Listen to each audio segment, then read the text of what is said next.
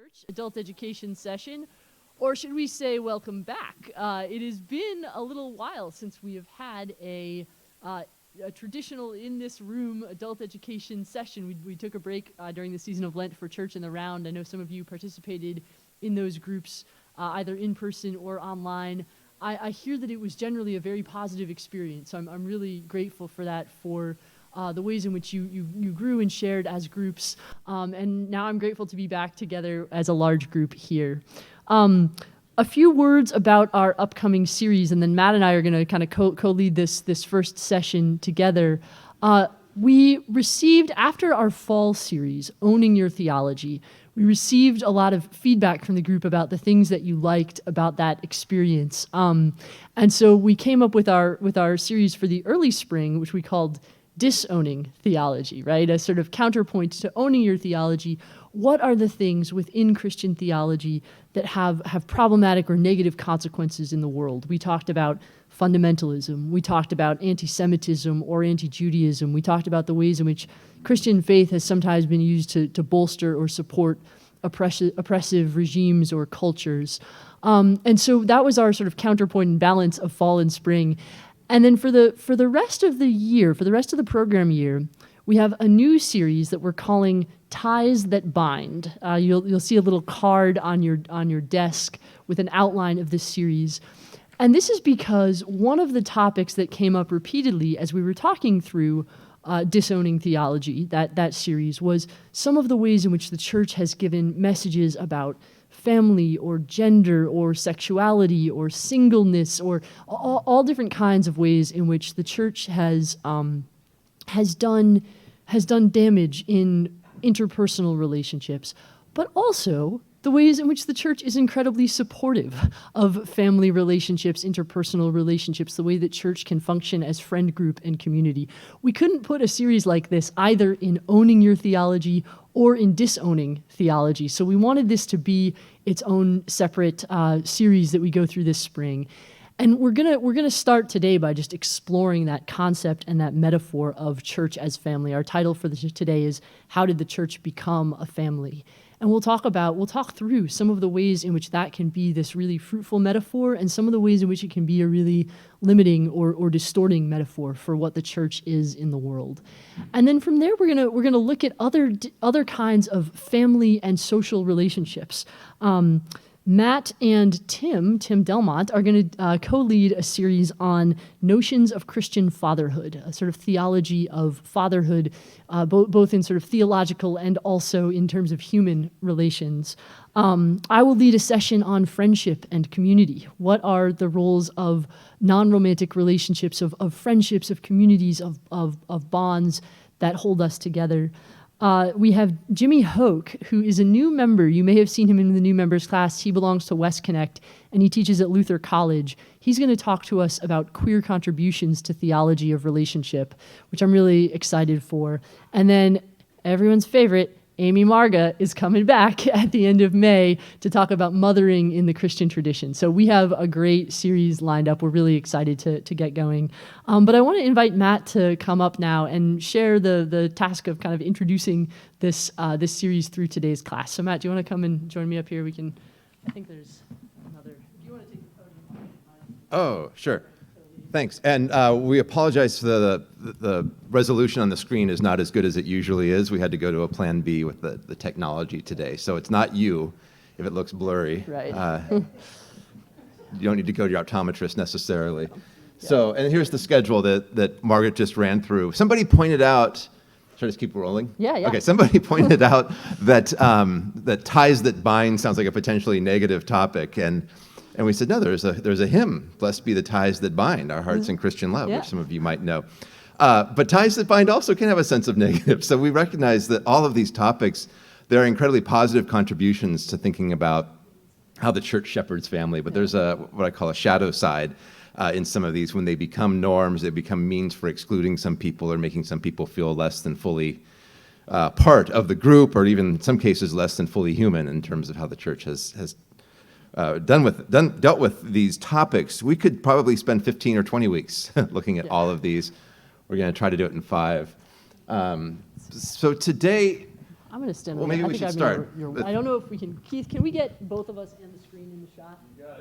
Look at that. Stand next to Matt. We're still okay. All right. Do Good. you want to start? I have a question. You want to start with your Yeah, no, question? start- So, you I mean, one go question for it. is when we think about how the Bible talks about families, what are some of the topics that come up, or how do you just see family reflected in the Bible or in the church's thinking?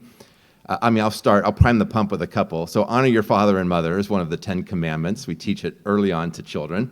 We often teach it as if it means do whatever I say no matter what, right? Because I'm the parent, you're the child. The context of that verse is probably more about adult children taking care of their elderly parents, as opposed to how do you keep kids in line, Right. which is worth looking at. But it's a term that gets thrown around quite a bit. If you've read the book of Genesis, you might remember Abraham and Sarah are given the promise of being parents of this new nation, but they're constantly all of these threats, right? How are they going to have a child? Sarah, as the Bible puts it so elegantly, is getting along in years, and they also keep going places where the local ruler keeps trying to co-opt Sarah into his harem, and Abraham seems to be willing to have that. He's like, yeah, she's my Sometimes he sister. suggests Go it, ahead. yeah. So there are these stories that are just a little bit odd, but they have to do with how we think about family. Are there other ones that you can think of in terms of either maybe rules or maybe images of family that we see in the Bible that just kind of help you see ways in which this is part of how we talk sometimes about community or about theology?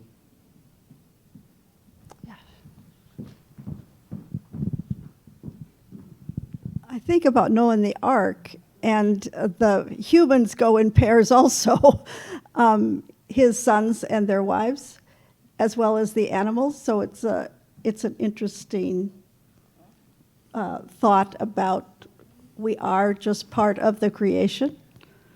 Yeah, it's interesting, right? We're part of the creation. It's also where are the single people? Right. Yes. I also wonder about that. Are they just out of luck? Did anybody see the movie Noah? It came out maybe 10 years ago or so, maybe 7 or 10 years. Yes. So they made a movie, like an action movie out of Noah's Ark. I think it was just called Noah. And one of Noah's sons was married to Emma Watson, who's the actor who plays Hermione in Harry Potter. And I was like, Hermione has been reduced to this role where like her one thing is that she's like able to bear children for Noah's sons. I found it like sort of maddening. Yeah, but other Bible stories or other thoughts. Yeah, Bill. Well, what comes to mind is the story of the 12 sons of Israel, Jacob, and in particular the family dynamics that are involved with that, with the two mothers, Leah, who was really not the favored one and had 10 of the children, and Rachel, who had 2. There were actually 2 other mothers in that story. Is that right? Were there 2 other handmaids as well? Everybody's looking at me. I'm the New Testament scholar. That's the Old Testament. Bill, just to That's correct. Yeah, there you go. So I wasn't told there'd be a quiz. Right. Yes. No. That's what this is becoming. Is Bible quiz. So I think, and please somebody correct me if I'm wrong about this, but I think to amplify your point, there's not just a favorite between the 2 wives.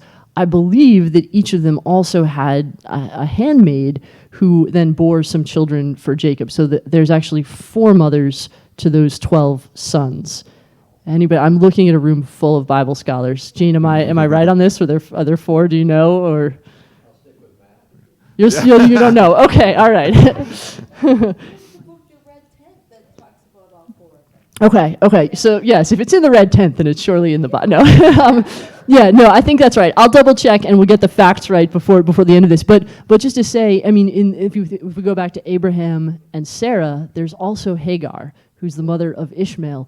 So there really is this sense of there being a sort of a favoritism in a way, and potentially some coercion as well. So, but have I interrupted you before you finished your point, or were you? Okay, yeah, we just, this isn't the way that we conceive of sort of romantic or egalitarian relationships within marriage now. Yeah. Other thoughts? Yes. Donna.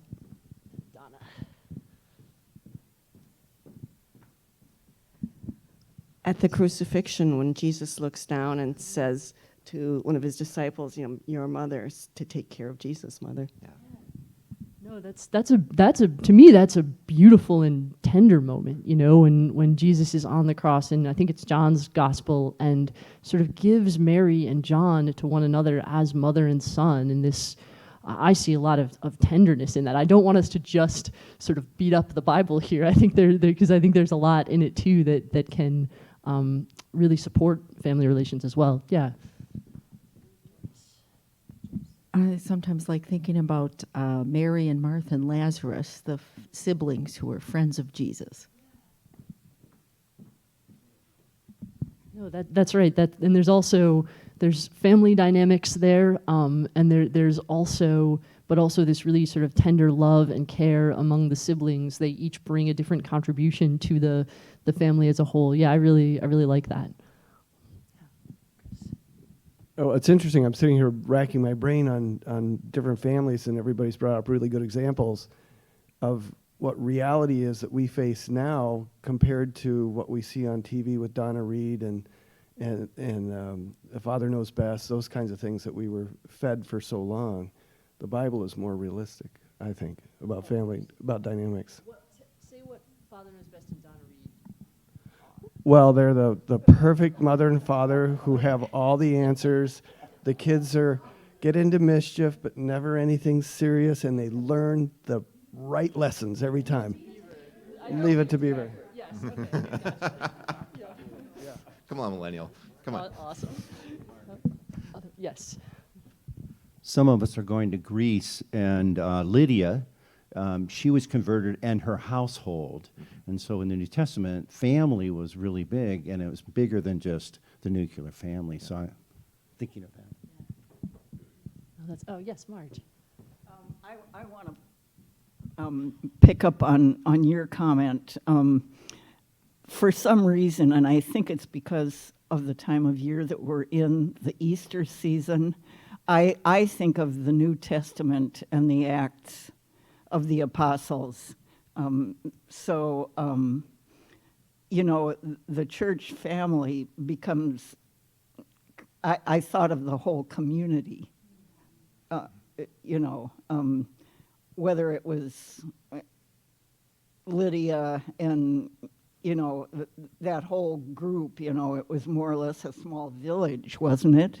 Yeah, well, Matt can't say he's not an expert on Matt can't say he's not an expert on the New Testament or on specifically the Book of Acts. He's actually writing an Acts commentary as we speak. It's in my head, it's so in I've his been head. thinking He's about the last 5 he's minutes. thinking Yeah. an Acts commentary as we speak. So Matt, do you want to talk about family Well, you're in the right. Book of Acts? It's I like to call it's an alternate society that the church understands itself to be in the Book of Acts. And Acts is mostly a story about men, but when you can see through the cracks, you see that these are communities of both men and women that are providing leadership as well as being kind of the masses.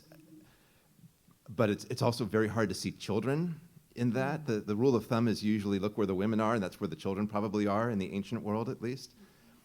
But we don't know. Like, were some of these people married or were they not? If so, were families in tow as they were traveling, or were they left behind? I mean, there's so many things that are left unsaid. But you're right. It is this idea that the church is forming a new society within the surrounding society. And I think, Margaret might talk about that when she teaches, because friendship is a key theme in so much Greek philosophy.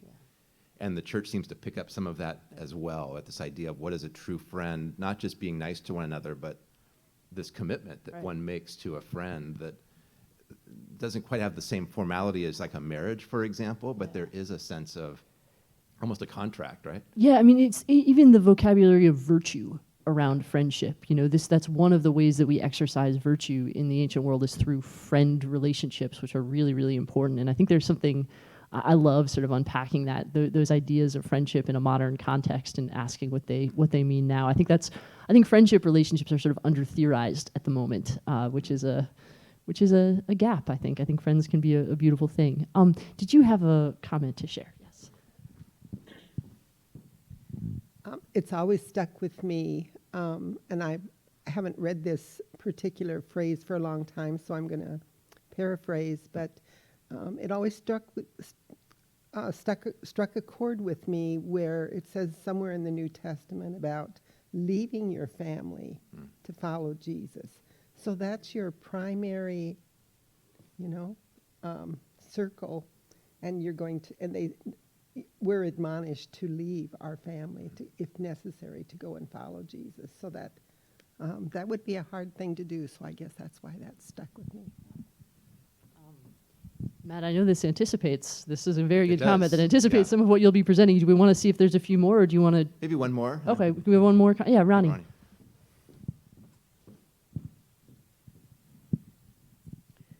So Barbara and I were whispering over here. What about Joseph, who's stuck by Mary's side when she became pregnant before they were married? That is a wonderful testament to commitment in a family. No, I think that's right. Yeah, Joseph's decision there to remain with Mary when he was not the biological father. The Holy Spirit is the father of my child. I don't you could see that straining belief. And there are some sort of I remember doing a little bit of research on this for another class that I taught, and there were these medieval Christmas plays that they would put on, and sometimes they would sort of caricature Joseph as sort of a cuckold, and say that Mary had somehow sort of deceived him. They would sort of play up this sort of comedic, this sort of darkly comic element to this. And I remember one where Joseph gets a little upset before he comes around and says that he's going to stick with Mary, and he says, "What's that you say? An angel has made her with child? Nay, some man in angel's likeness with some trick has her beguiled." And I was like, that's not how we tell the Joseph story, but this is something that was pulled, forward as a potential sort of counter narrative under the text. So I do think that it shows Joseph showing up in this kind of adoptive family way in relation to Jesus. That's really admirable. Yeah. All right, Matt, I'll stop quoting obscure medieval plays and let you. Yeah, since I failed my Old Testament exam, I used to teach with a guy at Luther Seminary who taught Old Testament his whole career, and he has a story where, this is back before email, and where we actually answered our phones. Somebody called his office phone and said, I'm the adult education director at such and such a church. We want you to come and teach about what the Bible says about healthy families. And he said, no, you don't.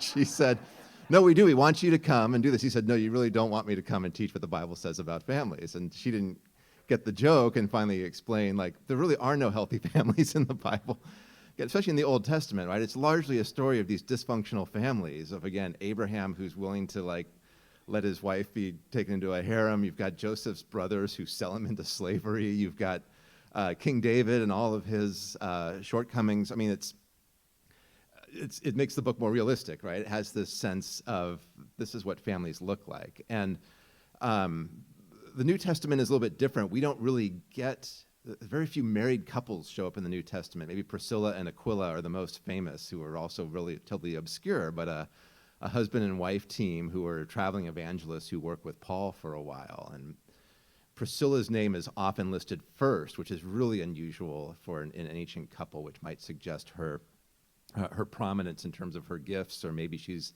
part of a higher social class. There's all sorts of interesting, just these tantalizing questions, right, about how did families get affected by this new Christian movement, right, what was taking place. So we'll spend some time with the Bible today, big surprise, and maybe the thesis or the organizing idea for today is that within the Bible itself, and I think this is especially with regard to the Newer Testament, we're witnessing a kind of ongoing debate about the character of Christian community. What kind of new community is this? What do my bonds with siblings in Christ, that term, what do those mean for my other relationships, my other obligations in the world? So what was the Christian community like? What did it mean to belong? Because the church, it seems, from early on, saw itself as an alternate society, but not a separate one. In other words, the first Christians didn't say, let's all grab our stuff and move out to the desert and wait for the end of days out there. Let's remove ourselves from society, quit your jobs, give away all your money. There were calls to give away all their money. But you know what I mean? There was not a sharp separation.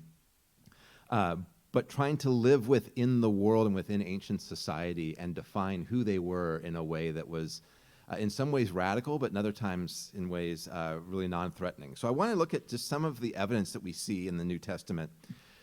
Maybe one of the most shocking places to drop in and kind of ask this question of, what are the assumptions, what are the norms, what are the characteristics of the society comes, and this is about as small as the print gets for those of you in the back and we also do have Bibles. If you want to check my work or read, Margaret's got Bibles she can hand you if you raise your hand. This is early on in Mark's gospel. Already some of the local Jewish leaders have decided they want to find a way to get rid of Jesus, to put him to death if they can. So the heat is getting turned up already in Mark chapter 3. And we're told this: the crowd came together again so that they could not even eat. Jesus and his followers, right, are too just pressed. When Jesus' family heard it, they went out to restrain him, for people were saying he has gone out of his mind.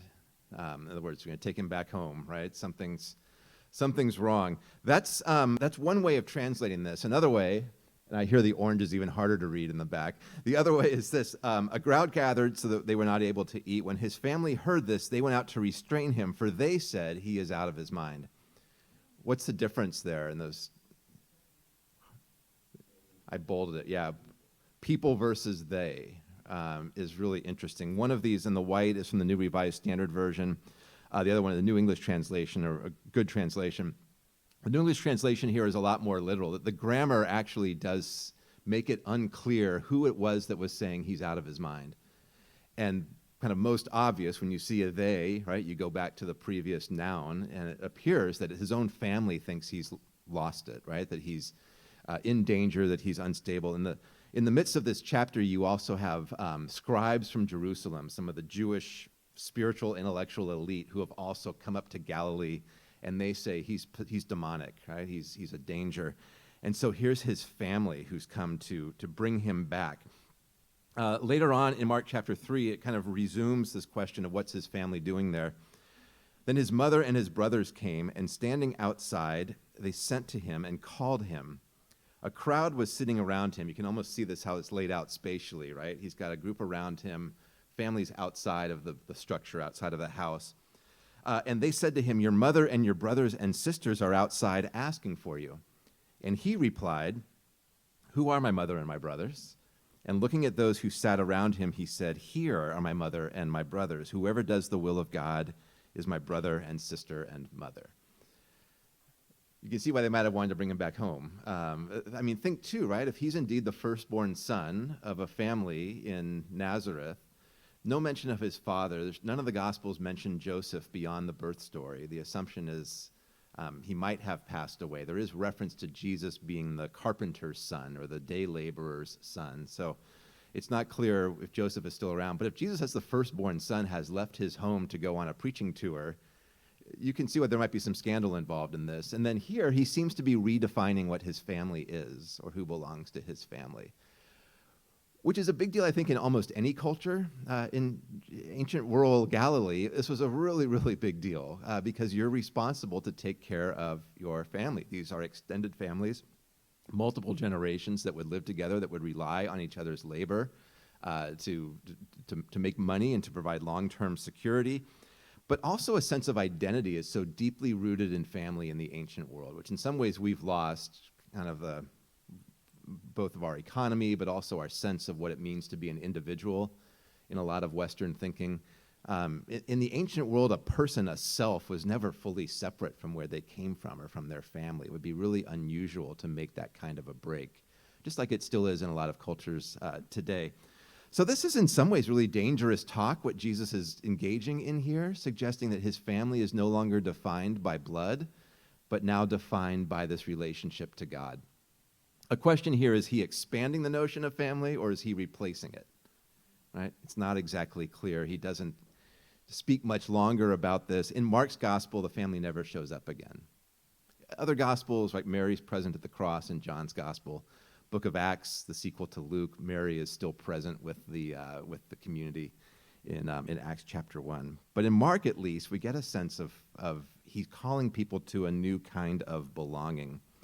A similar thing in Luke 14, right? And this is, I think, what maybe the verse that Betty was thinking of. Large crowds were traveling with him, and he turned and said to them, "Whoever comes after me and does not hate father and mother, wife and children, brothers and sisters, yes, and even life itself, cannot be my disciple."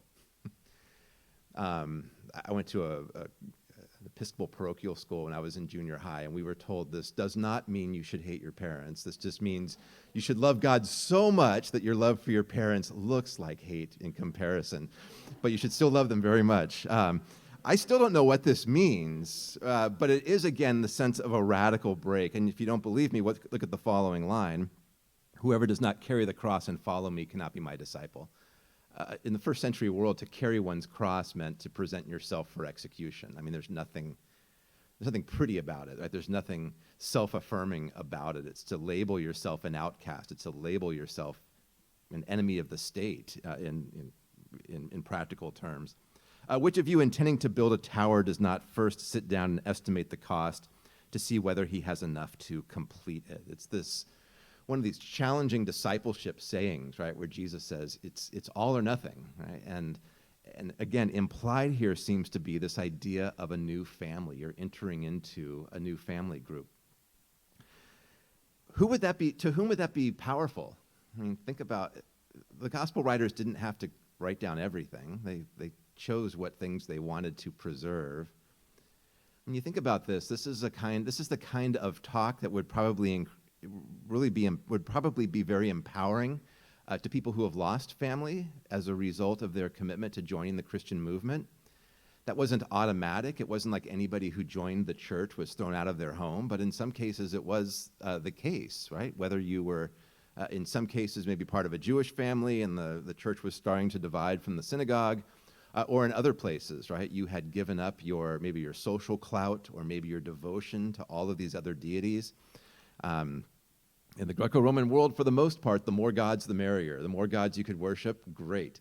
And Christians, joining with Jews in the first century, are saying, no, there's only one God, and so we're not going to worship the God of the harvest or these other deities that might be important locally, which, you're only one drought away or one bad harvest away from getting blamed for a lot of things that might go wrong in your village. So part of the power, I think, in what Jesus is saying here is this idea of taking on a new family, and that the loss of family is not necessarily the loss of one's own self. It looks really different in a context like we live in today, right? I hide this verse from my children. Another passage that helps put this into a little bit more context in Mark chapter 10. This is just after, you might know the story where a rich man comes to Jesus and says, "How do I get eternal life?" And Jesus says, "Sell all you have." And the man goes away sad. And that story ends with Jesus saying, it's harder for a camel to go through the eye of a needle than it is for a rich man to enter the kingdom of heaven. You might know that passage. This is kind of the last straw for Peter. And so Peter began to say to him, "Look, we've left everything and followed you." Tone of voice matters a lot. I wish the Bible told us his tone of voice. It could be this is Peter saying, we've left everything and followed you. Look at us. I think this is probably more exasperation from Peter, where he's like, "Look, man, what else do you want from us? We've left everything and followed you, and still all we get are these riddles, or we get these hurdles." I think it's partly Peter saying, right, we've cast our entire lot with you, and now you're chasing away the wealthy people. What's going on here? And Jesus responds to him, "Truly I tell you, there is no one who has left house or brothers or sisters or mother or father or children or fields for my sake and for the sake of the good news, who will not receive 100-fold now in this age, houses, brothers and sisters, mothers and children and fields." Then he adds, "with persecutions, and in the age to come eternal life. But many who are first will be last, and the last will be first." This is a passage that sometimes gets, I think, misread for a kind of prosperity theology, right? Put $100 in the plate, God will give you $1,000, in the upcoming week or something like that. I don't think that's what this passage is about. In fact, I'm pretty sure it's not what it's about. So be careful how you interpret that part. But he is promising, what's he promising here? Notice the text in orange. It's almost an exact parallel, but not quite. What do you see in this? This might be your cue, Margaret. to sit with this. So father is missing from the second part, which I find really fascinating. Right? Could just be a slip up, right? Maybe the author forgot a word or something, but yeah, a few more plurals. From house to houses, field to fields and fields. Mm-hmm.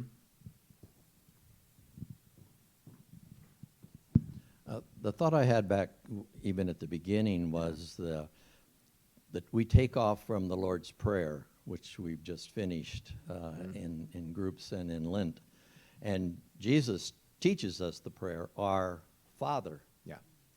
So there is in that dynamic, in terms of understanding how we became a family, that relationship between Jesus and especially Abba, which wasn't just father, it was daddy. And that relationship there. And so what other father do you need? Right. Right. Maybe you don't need a replacement father in this logic here, right? You've given up a ton, Jesus acknowledges, but you get back this bigger, better, greater family, but perhaps God is the father in that system as he's imagining it, right? Yeah, Bill, thanks. I have a question. Does this total renunciation of family, and particularly family, but also all of goods, does that show up anyplace else but Mark? And if not, why would you say that Mark would be so focused on it? I mean, in Matthew and Luke, you get this language about hating father and mother, and you do get a sense, and Luke has some of the strongest language about renouncing one's possessions. You know, in Mark, one more. And Mark also has language of denying oneself. Like, what does it mean to deny yourself? And sometimes that gets taken to mean, right, avoid dessert, or but I think that's a death of selfhood. I mean, I think Mark's talking about kind of, and it's not an invitation to victimhood, but I think for Mark, it's this idea that everything now belongs to God. Why in Mark? I think there's a kind of urgency in Mark's gospel, that this expectation that the world's about to change immediately, that all of these kind of modes of human existence are about to just go away and change. And so almost this idea that family is temporary. Does that make sense? I mean, it's the passage I didn't put on a slide and wasn't planning on talking about, but just, comes to mind as well. Remember, there's a really peculiar passage where Jesus is asked by some of his kind of opponents, what if a man is married, or a woman is married to several men, and they all keep dying? In the resurrection, whose wife will she be? And they think they've tricked him, and he says basically, well, in the resurrection, people aren't married or given in marriage, which is not a text you read at a wedding. Or at a funeral, or I mean, it sounds like, well, what do human relationships mean if human relationships somehow dissolve in the? But it does kind of point to this idea of, I think, in a lot of the mindset of the Gospels and in Jesus' own ministry, that so many norms that we think are just kind of part of human existence are about to get remade in God's new world. And I think there's an urgency in Mark that might be more pronounced than it is, say, in John, for example. That's my quick take on that. And as an illustration of that, too, the Apostle Paul, who appears to think early in his ministry, at least, that the world is about to end, that Jesus is going to come back, he has this line in 1 Corinthians where he tells people, look, if you're married, don't get divorced. Like, if your spouse isn't a believer, he's like, don't get divorced. He says, if you aren't married, don't bother getting married. If you're enslaved, don't seek your freedom. I mean, it sounds almost cruel the way he describes it, but I think what's behind that logic is you don't have time for this stuff because Jesus is coming back on Thursday. It's this sense of urgency that's built in. I think Paul would have written that differently had he known 2,000 years later we'd still be reading his letters and looking for them as norms for what community is supposed to look like. I'll take the hit for that on Judgment Day, trying to tell you what I think Paul would have said, but I do think there's a particular end of the world urgency in a lot of these texts that influences some of this, and we'll see a counter example of that in just a minute as well. So I think I'll move on so I can get to the end.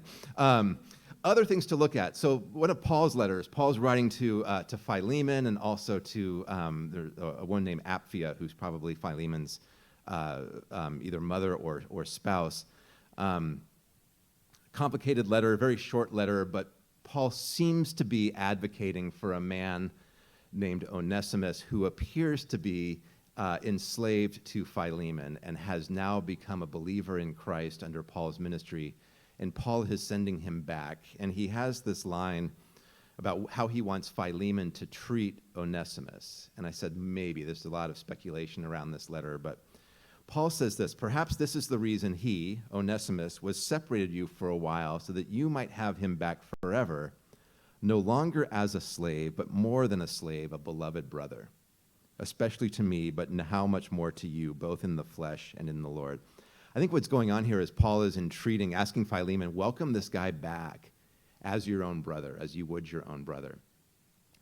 This letter is sometimes treated as Paul kind of saying that slavery is incommensurate, can't hold up under the weight of the gospel. Other people read this and say Paul had a chance to say that and fell short of saying that. I'm not so sure. Here's a place where I can't read Paul's mind. How about that? But I think Paul is wrestling here with the idea that something about Christian fellowship, Christian belonging, Christian community means that Philemon can't bring Onesimus back, quote unquote, just as a slave again, right? That somehow he deserves a different level of dignity or of belonging or of relationship. And his language for using that is as a brother. So here's another example of the way in which the early church or early New Testament writers are talking about the ways in which Christian belonging, Christian connection is very much like a family. And all the strength that comes with that.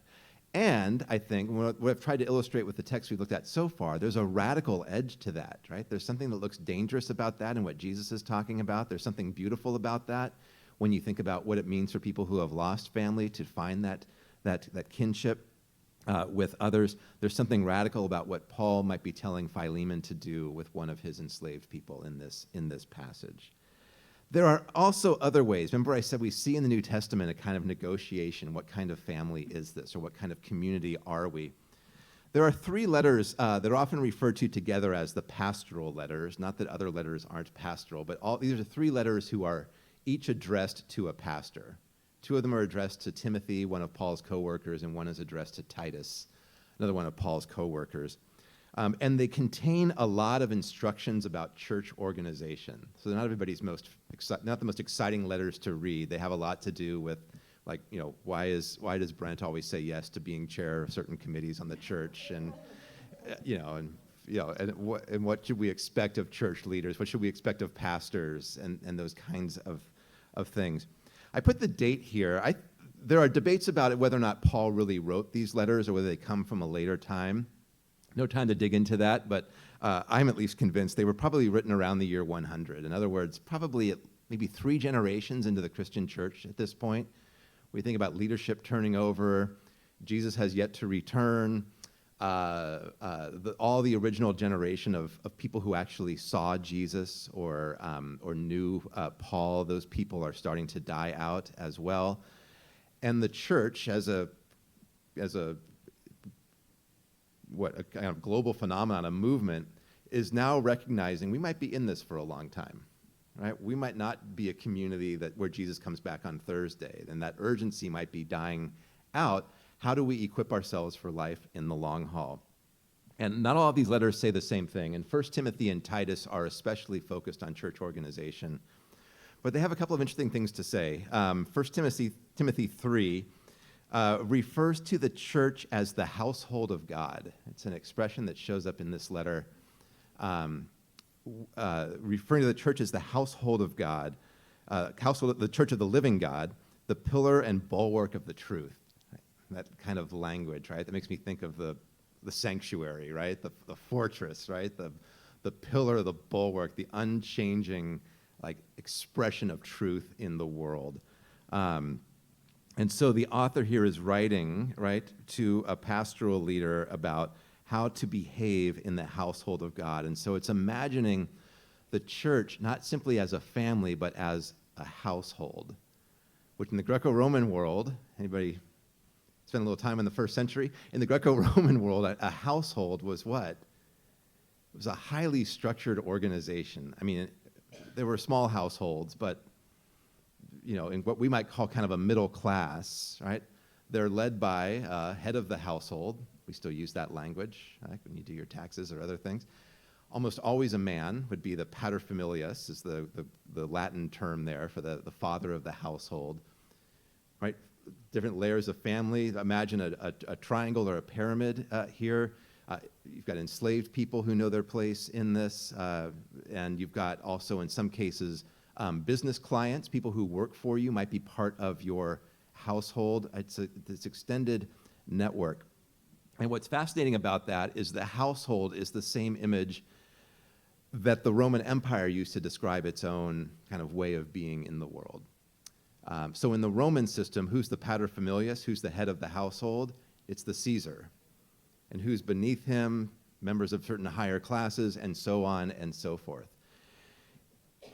In some of the literature that the Roman Empire produces during this time, we call it propaganda. I don't mean that necessarily as a negative term, but the idea was a well-structured household should model the empire. Just as the empire has Caesar at the top, everybody knows their social class, knows their rights, knows their privileges, knows what ones they don't have. That's how it functions properly, right? That you can tell who put out the propaganda. It's always the guy at the top of the pyramid. Right, and so this is, what does a good Roman family look like, or a good family in the Roman world? It's where you have a strong paterfamilias, and everybody in that man's household knows their place, knows what they should do.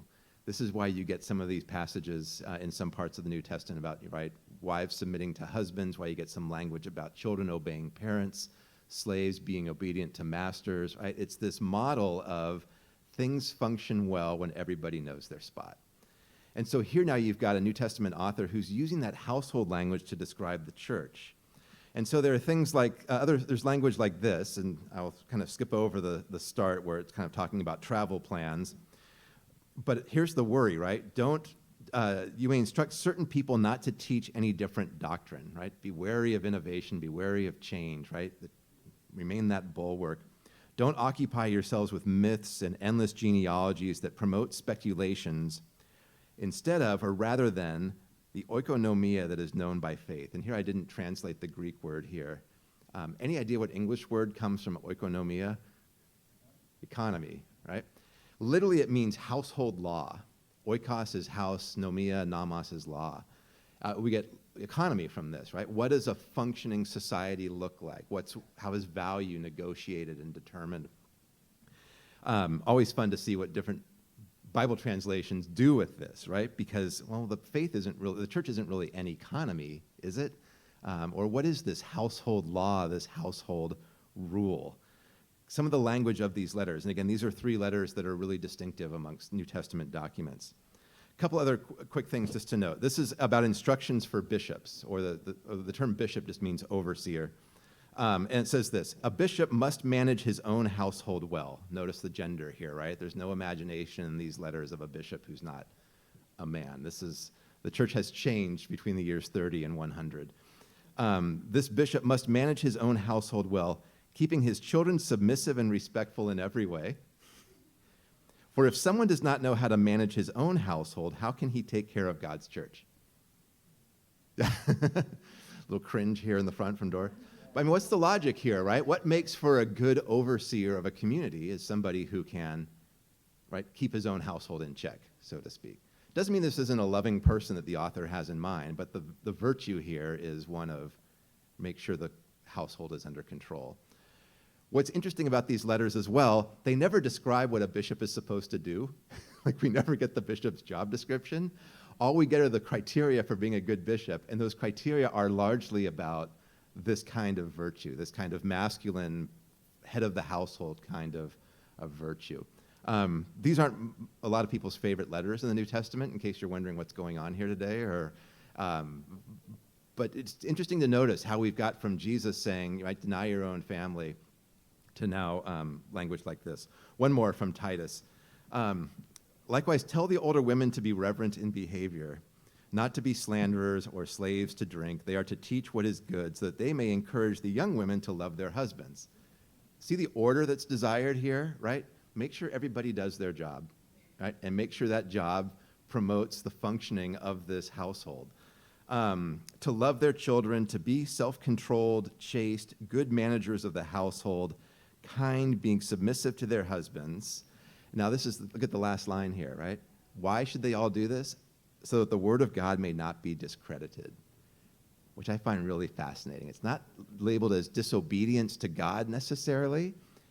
It's so the neighbors think that we're good people, right? So that we may not be discredited. In other words, what appears to be going on in these letters is the imagination that the church, if it's going to function in the long run, should model itself after the current models in the culture. And those models in the culture were largely patriarchal, right? The head of the household. The logic for that isn't because there's necessarily something God-given in that kind of a model. It's, then we'll fit in well, right? Our enemies, our opponents, our neighbors won't be able to slander us. They won't think that we're deviant. They'll look at us and they'll say, what really good citizens those Christians are. They model their household right. They model their institution right. I have no idea what motivated these. It's entirely possible that these letters come out of a pocket of early Christianity that was maybe tired of getting chased out of villages, or maybe tired of losing business deals because their neighbors didn't trust them. I mean, I don't want to pass judgment too severely on this model because I don't know the surrounding circumstances. But look at the differences between some of what Paul says and some of what Jesus says compared to what we see here, where the idea of this kind of well-regulated household isn't necessarily pulled from it being the mark of Christian virtue, but rather it imitates imperial values, right? Imperial's the world around us. Go back to my friend, the Old Testament scholar, right, who said, you don't want me telling you what the Bible says about healthy families, because most of the families in the Bible are incredibly dysfunctional. The question of where do we get these models, right, of what a healthy family looks like, of how power is negotiated in communities or in households. I'm not sure the Bible has singular models or ideas for that, and I'm pretty sure this isn't a model that works for me. We could talk about that later if you want. Actually, I'm certain this isn't a model that works for me here. But it is a model that reminds us the ways in which we're always drawing wisdom from wider sources, right? We're always asking, what does the Word of God look like in this setting? So how did the church become a family is the topic for today. Largely because Jesus seems to have used that language and kind of understood his movement as offering that same kind of belonging, that same kind of intimacy, that same kind of mutual care that we talked about, like in Acts, right, where people are giving everything to support one another. The church also becomes a family, so to speak, in some ways because it has to survive, right? It's trying to figure out how do we fit in this world without looking too weird or without arousing the anger of our neighbors or becoming looking. How do we avoid looking like we are subversive or revolutionary or dangerous? Is that are they selling out in these letters or not? I wish we could go back in time and tell for sure. But Margaret's going to take it from here. Do you want to take any questions on this part, or is anybody last out of their chair with fury at seeing these things? We'll come back to some of these things, right? We're going to come back to, like, why do we think of fatherhood in certain ways? What do we think of mothering in certain ways? Again, all the different topics will hopefully revisit some of these things. It's always weird when people talk about the Bible as the source of family values. I mean, I know what they're saying when they say that, but but a lot of these values are, they don't always necessarily line up with one another. Yeah, so in one sense, we're presented with the idea that Christianity is a radical way to look at your place in the world. And here we're looking at how to modify so that you don't look radical. Right. I think that's true. That's a good way of putting it. And both of those strands are in our scriptures. Yeah, that makes it really clear. Right, yes. No, I mean, the Bible, in being put together, the creators of the canon did not go for, they didn't go for complete convergence. They went for comprehensiveness rather than coherence. And this is, I think, a place where we see that. These very different perspectives are included in our canon, and we have to struggle with them being in there. Yeah. Bill, did you have a question? Then I'll wrap us up. I'm curious if these were written about the time that the persecution of Christians was, getting off the ground, and that was the idea. It's like, you want to look, really normal, so that people, people don't end up coming to your house and taking you away to be killed. Yeah, the evidence we have about persecution is really scattered. It appears it was never really concentrated or widespread, but at times and in places it was. And around the year 100, or actually early 90s, there was a kind of a brief flare-up in parts of Western Turkey that we know of. I mean, so it's kind of time to time. But you're right. And I think this is also perhaps one of the reasons why female leadership starts to get stifled's not even the right word, is shut down. Part of that could come from this desire of how do we protect ourselves, our communities, our families, and so on and so forth, which I'm not saying it's the right decision, but it could come from the stress that comes out of that. It's part of it, right? I've heard this compared to, and I don't know enough about like this kind of theory or how to run a business, but when you think about how new businesses get imagined by a creative mind, somebody who's thought of something that's never been thought of before, and then how often that person needs to hand over the business to somebody who knows how to sustain it, and it becomes quote unquote an institution. An institution's got that word has a bad rap in our culture, and I think that's not quite right. But you imagine how the church, Paul's gone. Some people are getting persecuted. Some people are leaving because they think Jesus hasn't come back, what's going on. But you have these other charismatic figures who are teaching new stuff, and we're not sure we like them. So how do we kind of build some security and some stability around this church, this institution, so it can survive into the future? And again, I'm not saying this was the right choice, but I'm saying part of what we see here is, I'm using this in the best possible sense of this term, a conservative move in the church, right? How do we hold on to, literally conserve, what we think is true and what we think is right? And the way of doing that, I think, sacrifices some of that radicalism that was there in Jesus. But it's hard to be radical for more than a couple of years, more than a couple of decades. I mean, those kinds of movements tend to die out. Or kill each other, I mean, quite literally. Sorry, you finish.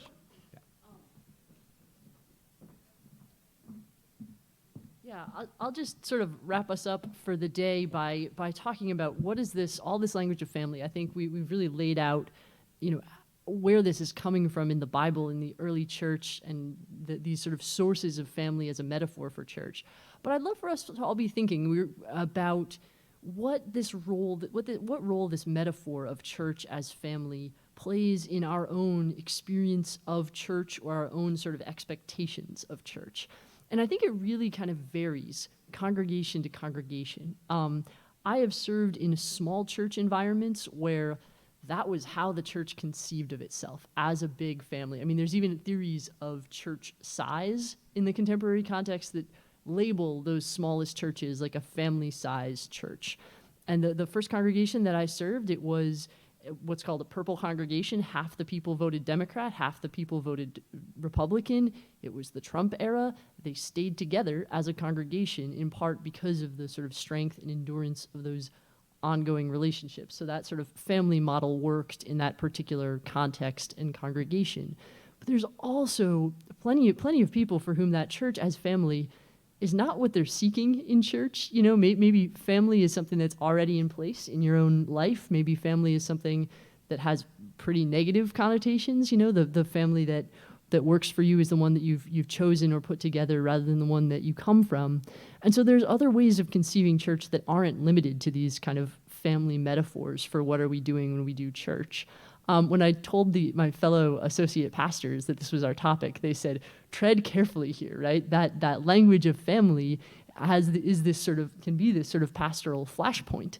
And And that what they named at Westminster in particular was really encouraging a language of belonging. You know, for a lot of people, Westminster comes to feel like their spiritual home, and they form sort of friendships and ties. But it's not as though joining Westminster means you join a sort of nuclear family in the American kind of context. There are ways that we seek to cultivate friendships and community and relationships without necessarily using this family model. And I think we're going to run out of time here. I think at some point in the course we should talk as small groups and as individuals about sort of how this family metaphor lands and feels with us. But we hope that you guys will think about this, you know, as we have with Owning Your Theology, in terms of not just what's there in the scriptures, but how does this apply to our context here at Westminster and our context today. What's ahead next week? So we enjoyed being back here in the rec room for today, but we won't be next week because it is Earth Day. And so we are doing a joint eco-justice forum with the Social Justice Forum. It will be meeting over in Westminster Hall. So after the 8:30 service, there'll be a little presto changeo, and the hall will be flipped around so that it's ready to go for our eco-justice forum. And our guest is going to be former State Senator Patricia Torres Ray, and she'll be talking with us about her efforts working with Indigenous people and people of color around climate justice issues through legislation and activism. So it should be a really great forum. In some ways, it's a continuity with our Disowning Theology series. We can think through some of the ways that theology can be used to justify exploitation, a sort of dominion language over the environment, right? Or that theology can be used to bolster a kind of care of creation language for how we think about that. So there's some continuity there with what we've been up to this spring. Thanks for being back. Good to see you all. Take care.